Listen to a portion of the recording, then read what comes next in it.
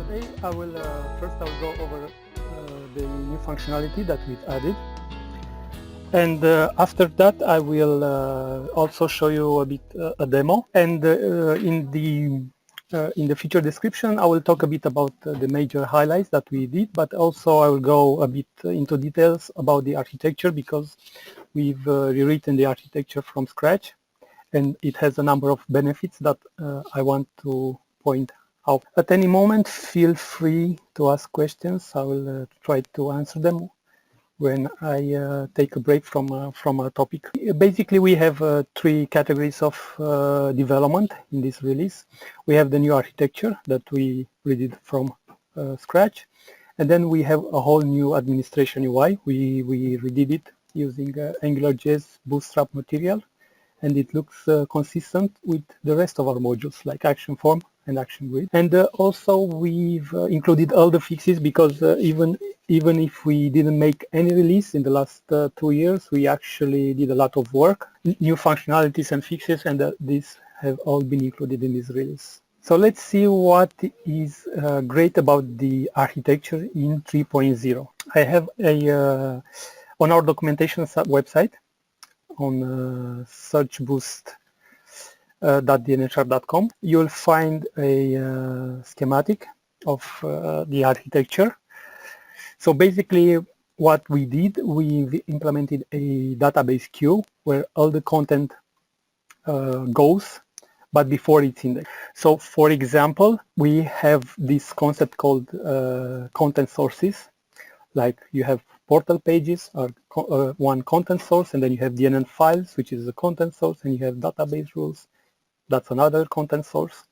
And all these sources push to the indexing queue database. The indexing queue database is actually a very simple database table that I can show it to you. It will be easier to explain.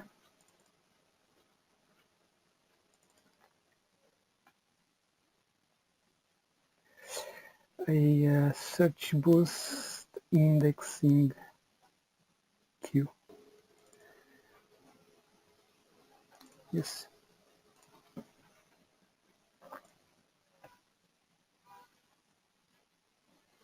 Okay.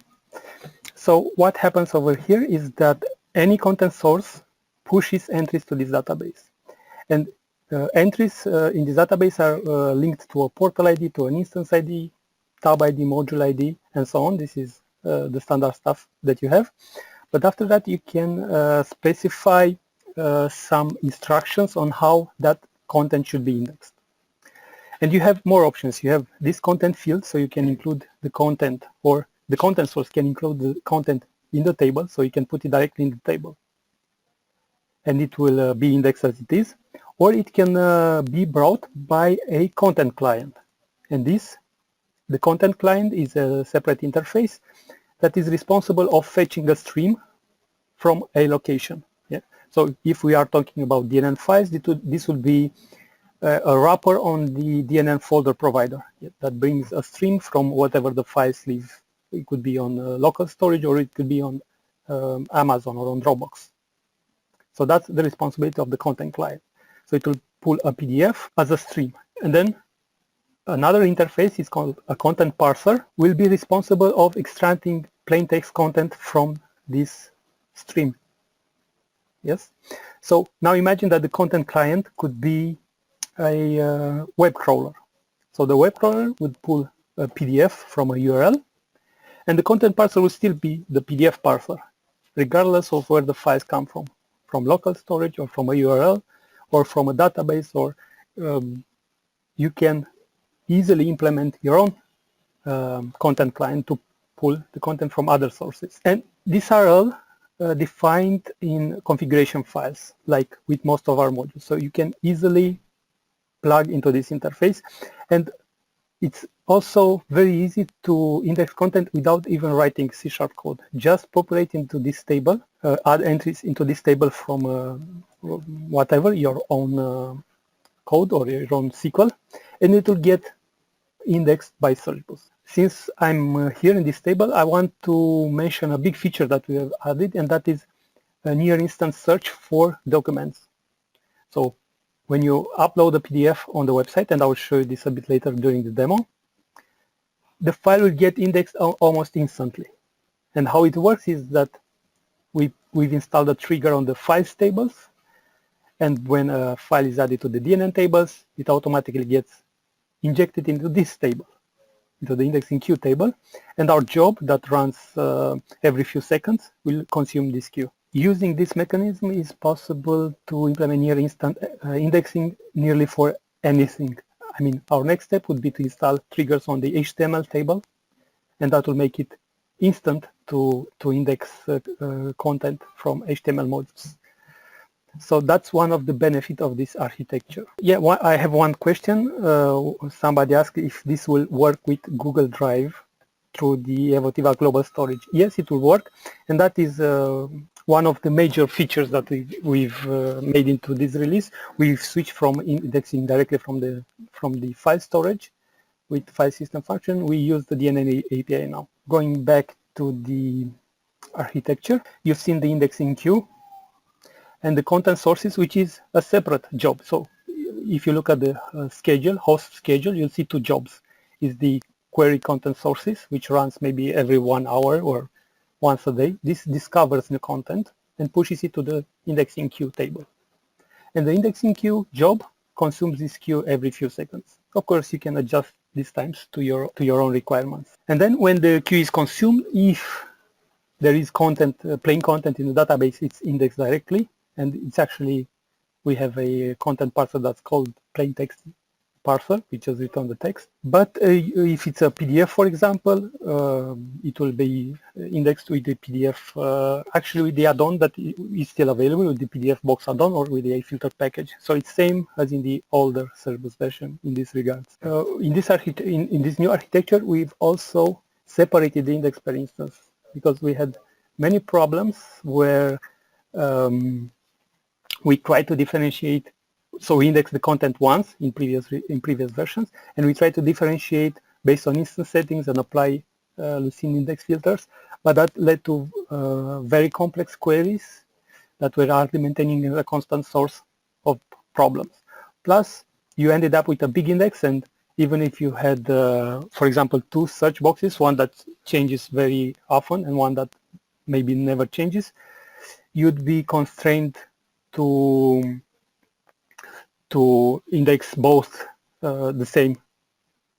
Yeah, so the searches that you'd get from one instance would be affected by the other instance. So now they are totally separated, and that makes it much easier to apply optimizations. I think you'll see this easier when I go a bit in a moment in the demo, and I will show you exactly how that happens, because we've also made a lot of improvements, and I think I can switch to a test instance.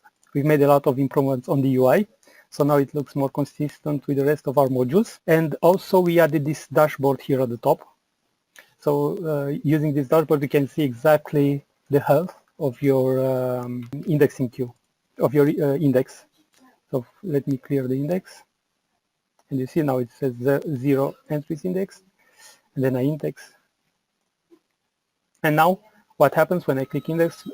It will be the content sources that run to discover new files and new content, and they discover only 2 pages. I have 2 pages on my site, and they indexed those pages.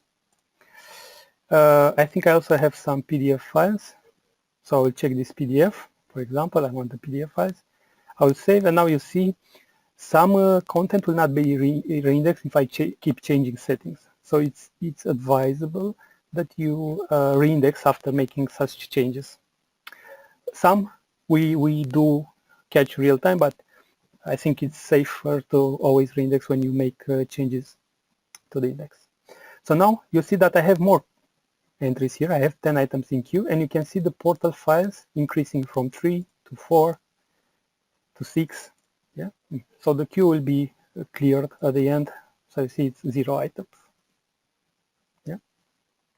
So this dashboard gives you a much better perspective than in previous versions on what happens in real time. So you can see how many items are in queue, and then you can see how many items of each kind you have in the index. So that's one part of the UI, an important part that we added.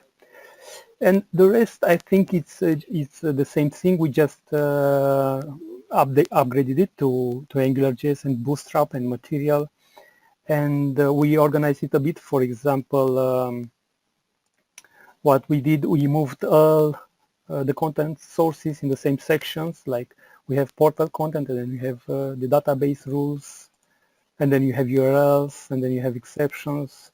Yeah, so previously this used to be in different sections and were called in different ways, but they're basically the same thing. They are content sources. Yeah, they provide content. And also we've implemented some new templates, and most of the old templates are gone because they were obsolete anyway. You'll notice that the new templates are cleaner, more simpler, and also responsive. Yeah, let me, I don't know if I showed you yet.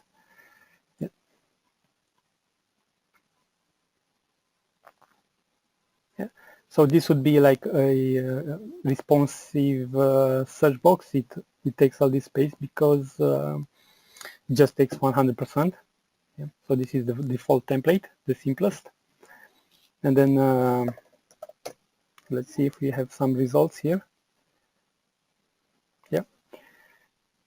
And then the listing would be about the same, except that we've added new settings, but they are not enabled. This is a clean instance.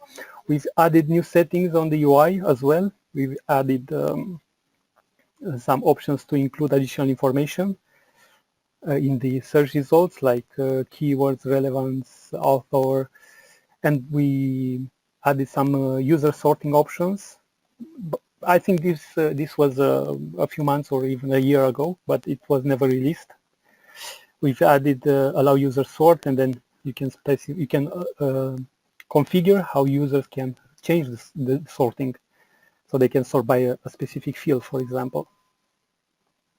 And then we also added implicit filtering, like you want results to be filtered by a specific, for example, by type. You want to also always show only documents and not show portal files and stuff like this. So these filters will help configure, fine-tune the results that are coming up.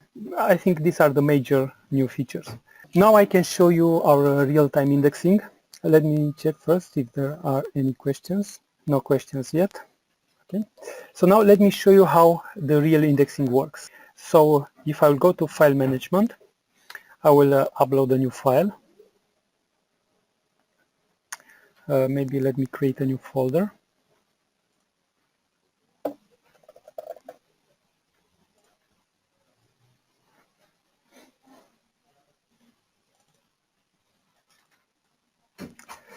Okay, and here I will upload new files.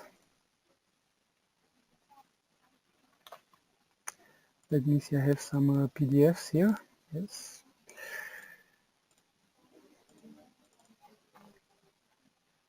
Okay, so now I have uploaded a new file.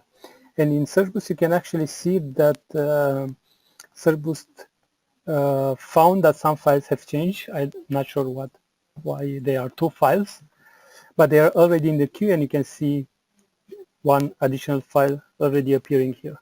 So now it's already searchable. So I think that is the goal of every search engine out there, to have the content ready for search as soon as possible. And that was also our goal in SearchBoost 3.0.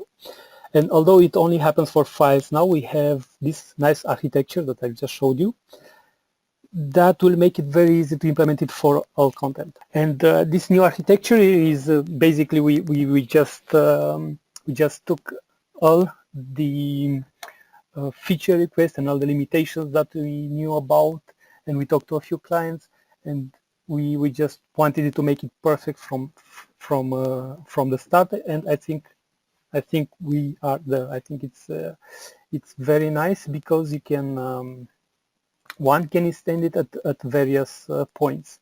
So one can insert content directly into the queue, or one can implement a query content that injects content into the queue, and then one can implement a content client to fetch the data from a custom location, and then one can implement content parser to handle special formats of the data. Yeah. I can also show you the configuration for this, because it's very easy to configure. So like all our modules, they have a config folder, and here they have various configuration folders, subfolders, on the various topics. Like for example, if we want to add a new content source, we will go to the content sources folder, open the config file, and actually not open this config file, but create another config file. It will be picked up by service automatically. And then here you see that each content source has a just a type. So this is a simple interface. It just has a type that is responsible to fetch content and put it in the indexing queue table. Yeah. So this is the simple interface.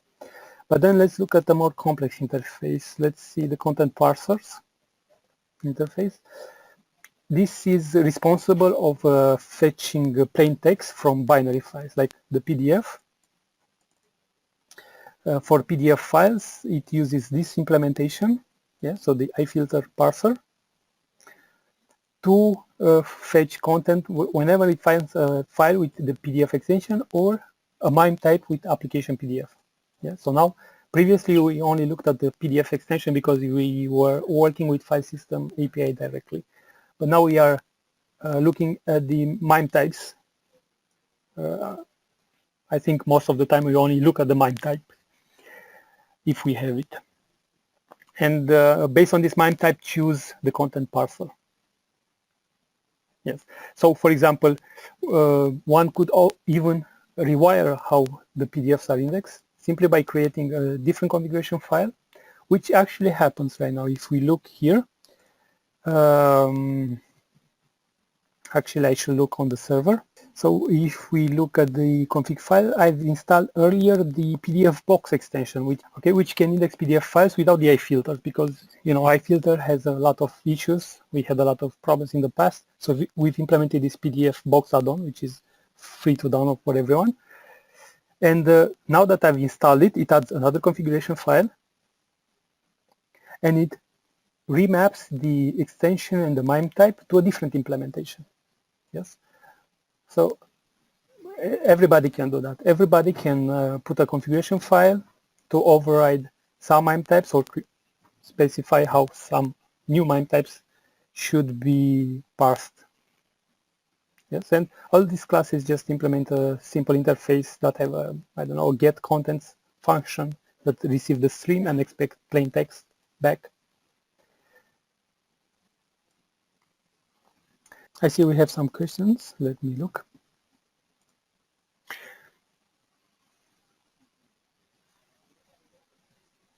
Okay, one question.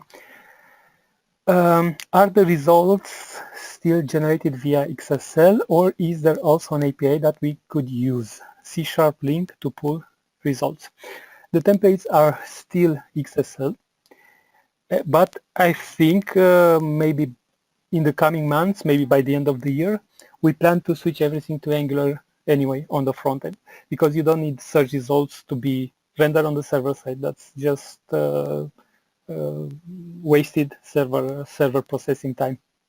Yeah, we'll implement a web service that just returns the results. We actually already have the web services. So and the template will be all HTML, JavaScript, because that will be much faster and easy for the server.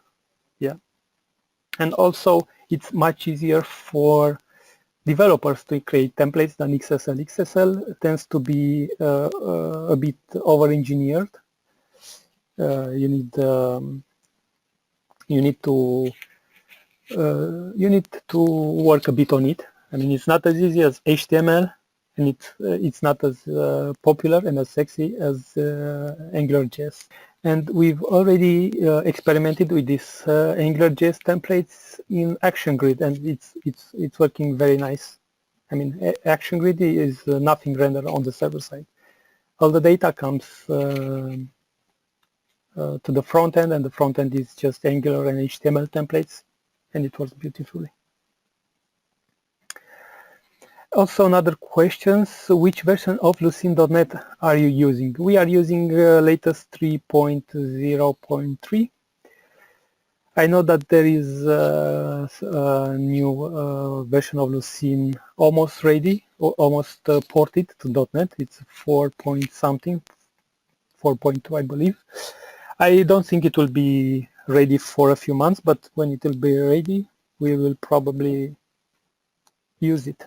Before going into more questions, I want to go a bit over the breaking changes. And I didn't write all of them here.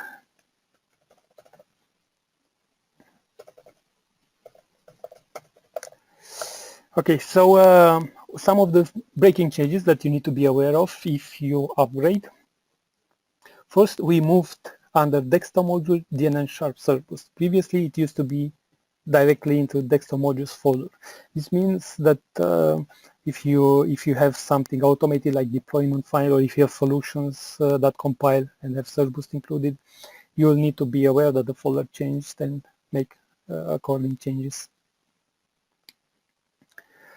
And then one of the top priority for us is that we've lost the DMX integration because of this big change in architecture. The previous implementation was very difficult and very prone to errors. Yeah, because it was a generic implementation that used some SQL queries defining config files, so it was very tricky to get it working. And I know we had a client that we worked for a long time to get it to scale, because we had a problem also of scaling with that. But in this new architecture, we plan to just maybe add a few triggers in the DMX table to push into the queue, and then maybe implement a content client that knows to pull the file from DMX, and then a content source. Actually, for the content source, we don't need to implement anything. The content source will just be the PDF parser, the doc parser, and so on. So we just need the trigger to populate the index, and then the content client to pull files from where DMX stores them, and also fill the metadata. That's also a responsibility of the content client to, actually not a responsibility, let's say a privilege that we give to the content client. It receives a metadata object and it can add to it. It can add more metadata. For example, if it's a web crawler, it can add information such as last modified time based on HTTP header, or it can add the MIME time from the HTTP header and stuff like that. But the DMX integration, like I've said, is one of our top priorities. So after we stabilize Certboost, because we have some minor problems here and there, nothing major, fortunately.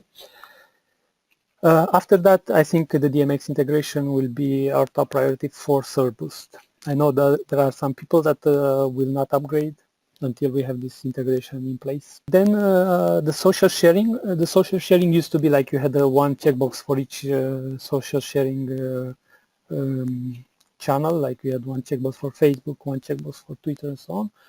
We just replaced them all with one checkbox to make it, I mean, you don't need that many options, and I think it's also add this. We use add this service, and it's configured directly into the template file. So if one really needs to control the social buttons that appear, it can be easily done from the template files.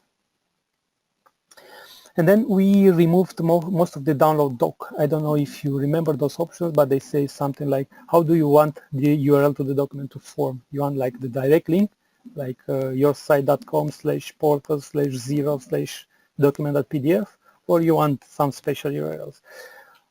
That's no longer possible because of the folder providers, because the file could actually live on a different server, and there are also a lot of logic that we had to copy from DNN. So what we did in this new version, we just use, I think link click is called, the link click scripts from DNN, and DNN takes care of serving the content from the right location, checking permissions, and so on. Yes, but we've left in place that option to use a custom script. So if you want to use a custom script, you still have that option. And other changes that are breaking is that we've increased compatibility minimum requirements to .NET 4.0 and also to DNN 6. Previously, we used to support DNN 5.5 and .NET 3.5. That's also something to take into account. So I think I showed you real-time indexing. I think I showed you some of the UI settings. I think you can also see here at the right the statistics. We moved them here on the right of the screen, like what searches were made in the last 30 days. This used to be at the bottom, but I think they are more important that you see them on a regular basis. They give you a good feeling of what's going on your portals. And then you still have the reports at the bottom, and we've added this patch DNN skins, but I think this was also added a few months ago, if not 1 year ago. Yeah, because before you had to do manually the steps to go to the skin files and place the skin object. Now we have this patch DNN skin button, and it's coming. We also almost have it ready. The unpatched DNN skins, because if you try to uninstall ServBoost and you still have the skin objects, then your portals will crash, and you'd have to go to the skin files and remove it manually. But if we add this button here, you can maybe you will remember. I mean, we will show you this warning that you need to remember to unpatch the skins before uninstalling. Unfortunately, there is no way that we can do it automatically. We don't get an event when the module is uninstalled. Otherwise, we do it. Okay, one question. In the admin UI, will you show us where the folder and pages to be indexed settings are located? I think if you refer to this tree that we had previously, this is in the same place. I think we just renamed the title of the section. And here you have settings for, you have the previous settings. So now you can see that we still have some UI to migrate, like this is a jQuery UI pop-up. Yeah, it's not as nice as the template, as the Bootstrap template. But I think we will get to this one at a time. There was no point in delaying this release for a few more months because of these minor adjustments. I think I covered all the topic that I wanted to show you. I have maybe more topics, but I will do separate videos on how to implement custom content parsers, content clients, and so on, and upload some demo projects, because I think this architecture is very good for plugging into it in all kinds of ways. I think it will also make it easy. I mean, we had this feature request a few years back, and on all architecture it wasn't really possible, but now we had this in mind when we implemented this architecture, to have the indexing happening, for example, on a different machine, using a standalone Windows service, for example, because all the information is already in the indexing queue and in the config files, like you need some types. So you no longer depend on the .NET New context. You don't need to run in the .NET New context. In the indexing queue, there's already the metadata, like the module ID, tab ID, portal ID. Yeah, so we don't depend on the .NET New context to extract this information. So I think this will definitely is on our roadmap and will definitely be out someday, but I don't know when.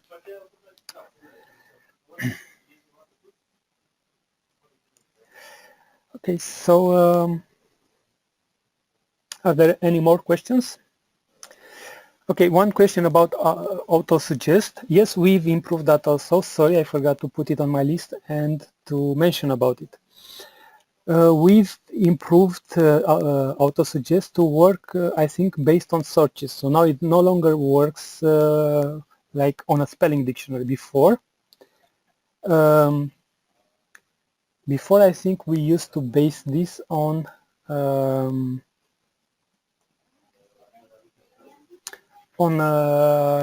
spelling dictionary. So it was a Lucene plugin that would index that will look at all the unique words in the index and create like a special index with it.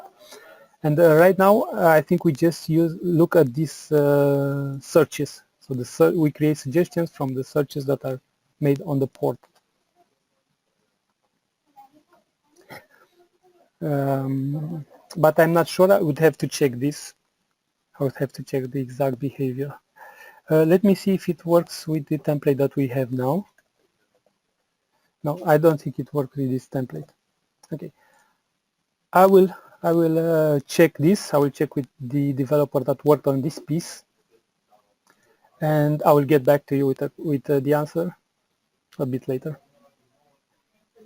Okay. Well, if that's anything, actually I have two more questions. One question for Patrick. Yes, he asks if the autosuggest is per instance. Yes, now it's per instance, because the instances are separated now, and all the settings now are per index. Like in previous version, maybe you've noticed that in this section called Search Engine 2.0, which we need to rename, by the way. All these settings, I mean, most of these settings, I don't know if all, were affected all instances. And yes, now since everything is per instance, suggestions are also per instance. And also it's much faster because we don't need to apply filters at search time to filter for a specific portal or for a specific instance or for a specific set of settings. These settings are, most of them are already applied at the indexing time. One question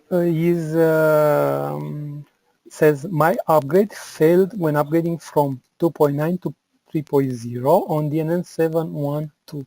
The error said that there was something wrong with my skin object. An error was also produced in the admin panel. Is there a skin object that needs to be used and you are familiar with such a failure?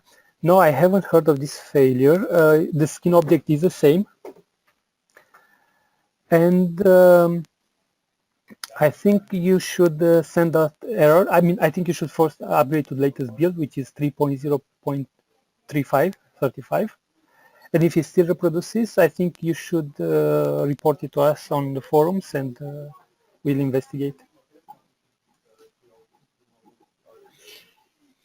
One more question. How long will it take to index a site with 500 megabytes of database, 500 megabytes, 10,000 articles and 2,000 PDFs? That, I think that really depends on how big is your website. I know setups that have like 70,000 PDF files, and I think it takes maybe 40 minutes to index all of them. So I know of one such setup. I know Patrick is in this webinar. They also have a lot of files. Maybe Patrick, you can write to me. How much does it usually takes for you?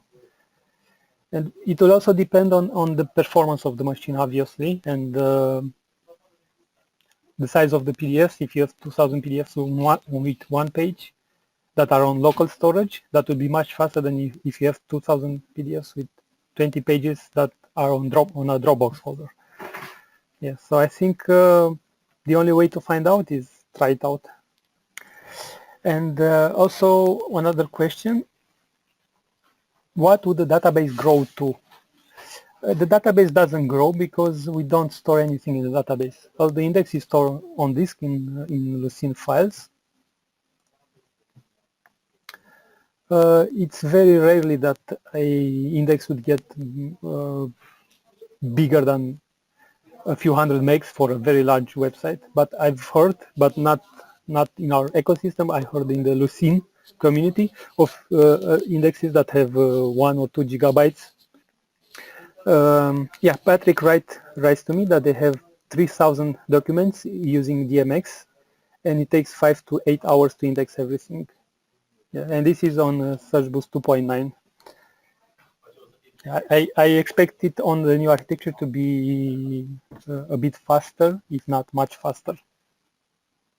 Yeah, 30,000. Sorry, 30,000. 30,000. Yeah, 30,000. It's a lot of documents, I think.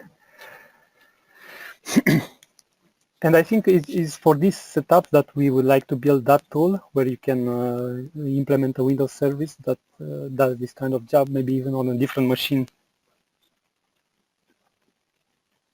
Because I imagine this now happens on the website and it could have a negative impact on the website. Although I'm sure that in 2.9 we did it in batches just to avoid freezing the website. Another question is, can you explain URL indexing? We had it on our list to implement a better URL crawling in 3.0, but it didn't make it. So we still have the URL crawling that we have in 2.9, which is very basic. You can add an URL and specify a boost, and that's it. Yeah. But we also support sitemaps and RSS. So this the sitemaps, especially the sitemaps, partially solve the problem that we don't have a very rich web crawler.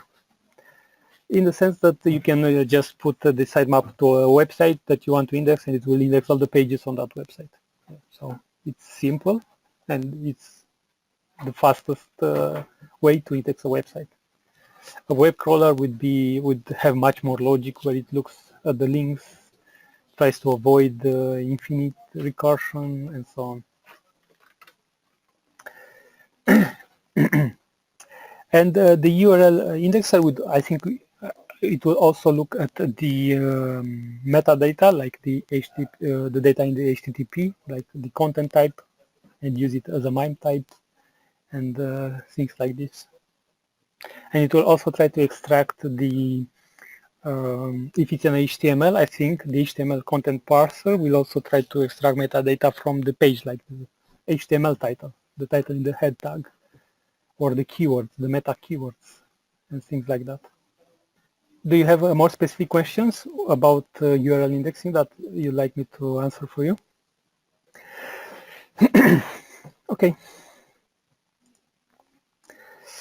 I see there are no more questions, but if you find that you have more questions, you can just come to our website, to our forum, and there we have a team that is actively involved to answer all the questions, and we also have many clients that have quite a bit of experience with our modules and are willing to help, and sometimes they know more than we do on using it in special situations.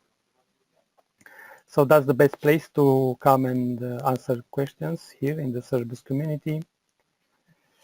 And also bugs, also you can report them here. So that's it. Thank you very much for your time.